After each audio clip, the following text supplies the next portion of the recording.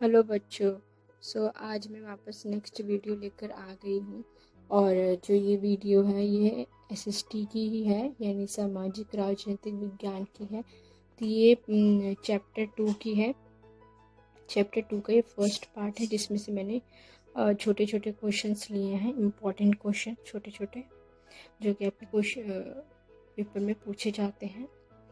ये मैंने part first, यानी मतलब कि चैप्टर फर्स्ट मैंने करवा दिया है, और ये चैप्टर सेकंड है, और ये चैप्टर सेकंड का फर्स्ट पार्ट है। तो ये हमारा जो चैप्टर है वो है राज्य सरकार स्वास्थ्य में सरकार की भूमिका। ये क्लास 7th का है, यानी इसमें राज्य सरकार स्वास्थ्य में सरकार की भूमिका। ठीक है, तो इसमें सीधा बोला गया है कि राज्य सरकार के बारे में पूछा गया है कि उनके कर्तव्य क्या है, वो क्या क्या करते हैं, उनका कार्य क्या है, ये इसमें पूछा गया है।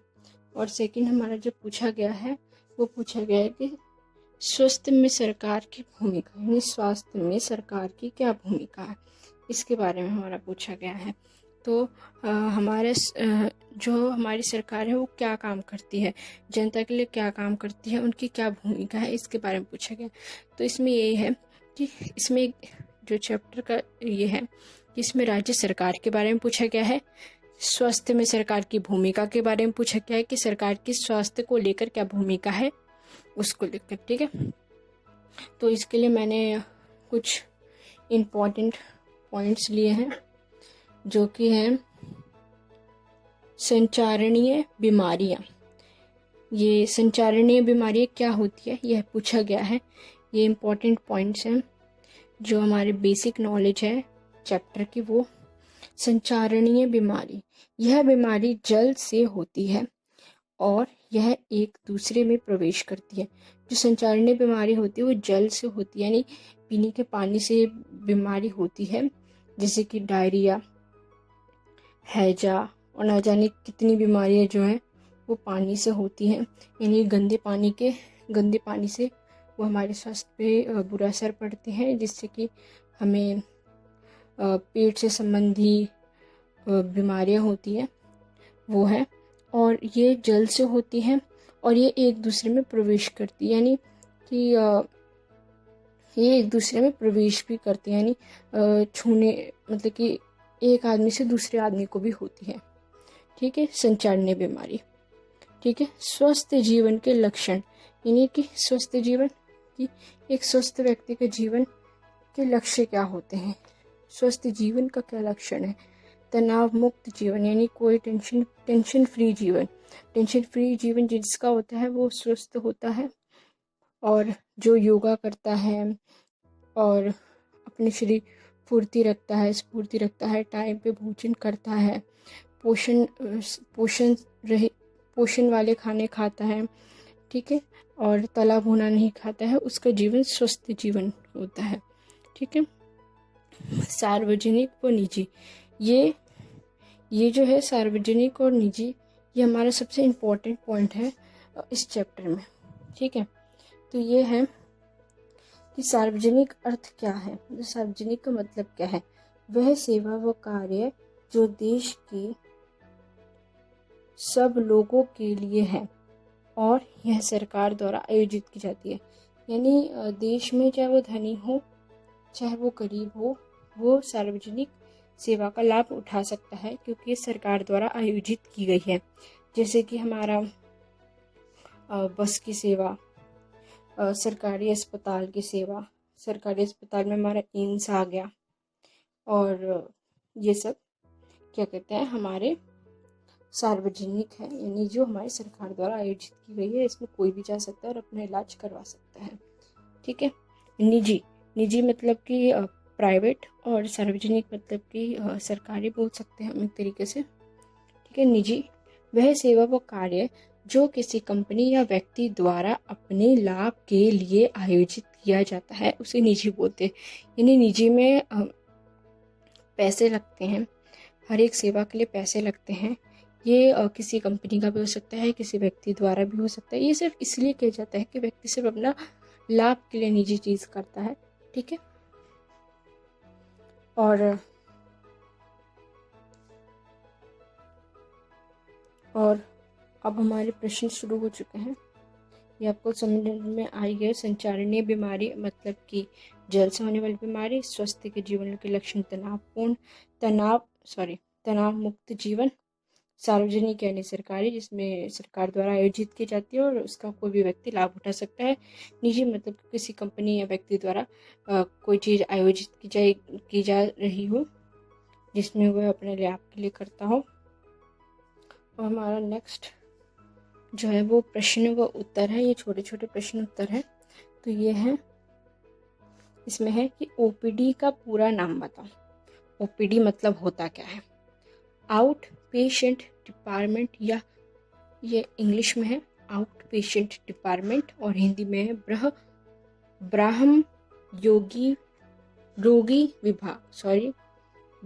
रोगी विभाग। हिंदी में है ब्रह्म रोगी विभाग और इंग्लिश में है आउट पेशेंट डिपार्टमेंट। सॉरी, बोलने में गलती हो गई होगी मेरे से। तो इंग्लिश में है आउट पेशेंट डिपार्टमेंट एंड, और जो हिंदी में है ब्रह्म रोगी विभाग। ठीक है, ओपीडी का मतलब ये है। ठीक है, नेक्स्ट है हमारा, स्वास्थ्य सेवाओं को कितने भागों में बांटा गया है? जो स्वास्थ्य सेवाएं हैं उन्हें स्वास्थ्य सेवाएं को कितने भागों में बांटा गया है? तो इन्हें 2 भागों में बांटा गया है। फर्स्ट है निजी, सेकंड है सार्वजनिक। निजी मैंने आपको बता ही दिया है, जो कि प्राइवेट सेक्टर होते हैं, जो कि किसी व्यक्ति या कंपनी द्वारा लाभ के लिए किए जाते हैं, और सार्वजनिक जो सरकार द्वारा आयोजित किए जाते हैं। सार्वजनिक मतलब ये होता है। ठीक है, स्वास्थ्य सेवाएं। ठीक है, स्वास्थ्य सेवाएं के कितने पार्ट होते हैं? 2 होते हैं, निजी और सार्वजनिक। निजी जो है किसी व्यक्ति या कंपनी द्वारा किया जाता है और सार्वजनिक जो है सरकार द्वारा आयोजित किया जाता है। ये हमारे 2 क्वेश्चन कंप्लीट हो गए हैं और इम्पोर्टेंट पॉइंट हो चुके हैं। ये आप देख लो।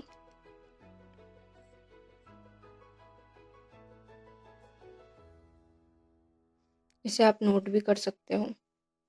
ठीक है, और हमारा अब थर्ड क्वेश्चन है कि सरकार के प्राथमिक कर्तव्य क्या है? सरकार के पहला कर्तव्य क्या है जनता को लेकर? तो सरकार के प्राथमिक कर्तव्य हैं सबके स्वास्थ्य सेवाएं प्रदान करना, यानी सभी व्यक्ति को स्वस्थ सेवाएं प्रदान करना, यानी कि हॉस्पिटल, दवाइयाँ, शिक्षा भी हम ऐड करेंगे, रोजगार, विकास, ये सब हमारे सरकार के प्राथमिक कर्तव्य हैं जिन्हें उन्हें प्रदान करने होते हैं जनता को। और दूसरा है लोगों के हितों की रक्षा करना, लोगों के हित के बारे में सोचना, लोगों के हितों की रक्षा करना, लोगों के अधिकारों की रक्षा करना, यह सब सरकार के प्राथमिक कर्तव्य हैं। हमारा फोर्थ क्वेश्चन है, सरकार लोगों का कल्याण किस प्रकार कर सकती है? सरकार लोगों का कल्याण कर सकती है शिक्षा देकर, रोजगार यानी उन्हें नौकरी देकर, बेरोजगारी हटेगी तो सरकार भी मतलब कि सरकार अगर रोजगार देंगी तो बेरोजगारी हटेगी तो हमारे देश का आर्थिक विकास में अर्थव्यवस्था बहुत अच्छी होगी, आर्थिक विकास होगा हमारे देश का। अगर स्वस्थ सेवाएं प्रदान करेंगे तो हमारे देश में सभी व्यक्ति निरोगी होंगे। अगर किसी को कोई रोग भी होता है तो वो जल्दी ही ठीक हो जाएगा। और गृह निर्माण आरक्षण मतलब कि जिस व्यक्ति के पास पैसे नहीं हैं और जो अपने शिक्षा प्रदान नहीं कर सकता है, और जिसके पास उतने पैसे नहीं है कि वो किसी बड़े स्कूल में या फिर किसी अच्छी जगह वह शिक्षा प्राप्त कर सके, तो उसके लिए सरकार आरक्षण देती है उन व्यक्तियों को, ताकि वह आरक्षण के द्वारा शिक्षा प्राप्त कर सके, नौकरी ले सके। ये सब ये लोगों के कल्याण के लिए सरकार कर सकती है। ठीक है, अब हमारा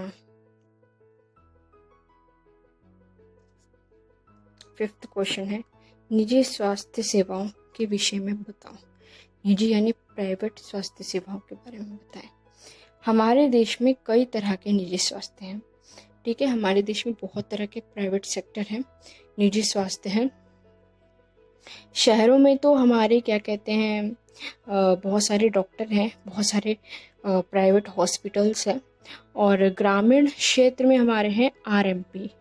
ये ग्रामीण क्षेत्र में आरएमपी है और शहरों में बहुत बड़ी संख्या में विशेषज्ञ डॉक्टर हैं और प्राइवेट हॉस्पिटल्स वगैरह हैं। ठीक है, अब हमारा सिक्स्थ क्वेश्चन है कि केरल में बजट 40% पंचायत को देने का क्या लाभ हुआ। कि केरल जो है हमारा एक राज्य है जो कि साउथ की तरफ पड़ता है। हमारे भारत के नक्शे में आपको पता ही होगा, साउथ की तरफ में एकदम कोने में पड़ता है केरल। तो वहाँ पे 40% 40% पंचायत को देने के क्या लाभ हुए हैं लोगों को। तो उन्हें हुआ है कि गांव में स्वच्छ जीवन हमारी नीड है, हमें बहुत ज़रूरत है उसे, नहीं तो स्वच्छ जल नहीं होगा तो व्यक्ति बीमार पड़ेंगे। और तो पंचायत ने लोगों को स्वच्छ जल दिया है, आहार दिया है, आहार यानी भोजन, जिनके घर में आहार की पूर्ति नहीं होती है उनको आहार दिया है। औरतों का विकास होना बहुत ज़्यादा ज़रूरी है। शिक्षा आदि के उचित व्यवस्था वहाँ पर दी गई है। तो 40% केरल में पंचायत को देना लोगों को लाभ हुआ है। ठीक है, अब हमारा 7वां क्वेश्चन है, कोस्टारिका ने सेना पर व्यय होने वाले पैसे को क्या खर्च किया। मतलब कि कोस्टारिका जो अमेरिका का एक जगह है जो कि बहुत स्वस्थ माना जाता है, और वहाँ पे जो सेना में पैसे खर्च होते हैं ना, तो उसे सेना में पैसे जो खर्च होते हैं तो वो खर्च वहाँ व्यय ना करके ये लोग क्या करते हैं कोस्टारिका के, कि वहाँ की सरकार क्या करती है कोस्टारिका की, कि जो सेना में पैसे व्यय नहीं करती है ना, उसे शिक्षा में, स्वास्थ्य में और किसी प्रकार की कोई ज़रूरत है तो वहाँ पर खर्च करती है। ठीक है, सो ये हमारा फर्स्ट पार्ट पूरा हुआ।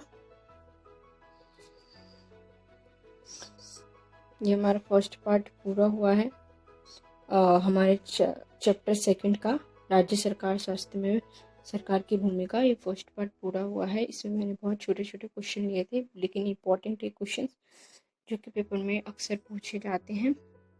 तो अगर आपको ये वीडियो पसंद आई हो तो like, share and subscribe to my channel. मैं और इसी तरह के और वीडियोस लेकर आऊँगी। पसंद आए तो प्लीज़ लाइक एंड शेयर करें, अपने फ्रेंड और दोस्तों को भी शेयर करें ताकि इस वीडियो से उन्हें भी लाभ हो, उन्हें भी प्रॉफिट हो, उन्हें भी शिक्षा में